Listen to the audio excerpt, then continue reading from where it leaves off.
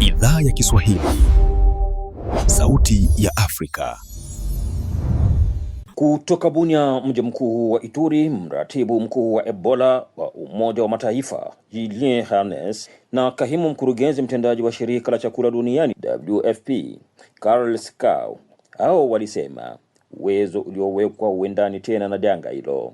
Katika masaa 24 pekee, watu 50 walikufa kutokana na Ebola katika Jamhuri ya Kidemokrasia ya Kongo, na idadi ya visa inaongezeka kwa kasi kila baada ya siku 20. Hali hiyo imeshuhudiwa hivyo wakati madaktari wa huduma wa Ebola wakiwa mgomoni kwa kudai malipo yao. Nilizungumza na Bwana Tasile la Kodekapole, mmoja wanaojitolea kutoa damu katika hospitali ya Salama mjini Bunia, aliyetupa picha halali ya sasa ya Ebola na wasiwasi uliopo. Wakati wa daktari ama wanganga wamekataa kazi kusema hawalipe vizuri, unajua kama hii inakuwa shida kwenye sisi hapa wakaji wa Bunia. Mimi ngambo yangu naomba na wakubwa serikali wafanye juu na chini, walipe kwanza wale wa daktari ama walipe wale wanganga wenye wanahusu na hii ugonjwa ya Ebola.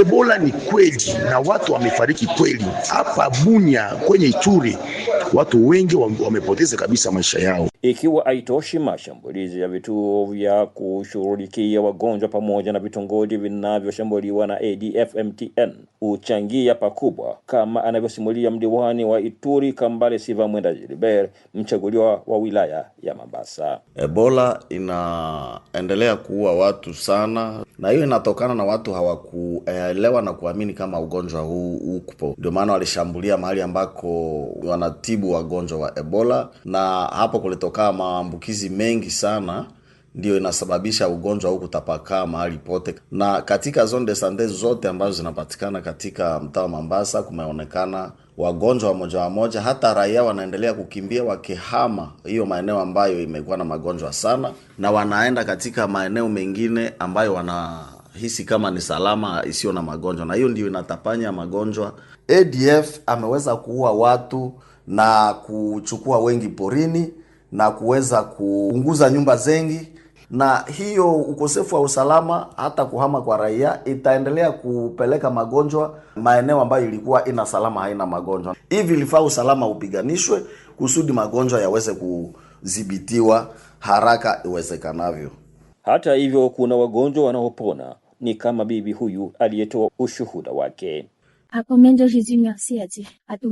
Sijui niseme nini zaidi ya kumshukuru Mungu. Nilikuwa nimekata tamaa na nilidhani mwisho wangu ulikuwa umefika, lakini kwa neema yake nimepona, na washukuru wote walio hapa. Mungu awabariki. Mimi mwenyewe sikujua nilikuwa na dalili za Ebola. Ujumbe wangu ni huu: usipuuze dalili zozote za ugonjwa huu. Nenda mapema kituo cha afya ukihisi unaumwa, kwa sababu matibabu ya mapema yanaweza kuokoa maisha. Tuangazie hapa leo ni zaidi ya watu 1407 waliopoteza maisha, zaidi ya 3200 kuambukizwa, zaidi ya 571 wakipona, idadi ya 773 wakiwa ni wale wanaowekwa karantini. Msekedide, Idhaa ya Kiswahili ya Afrika, Sauti ya Afrika, Beni.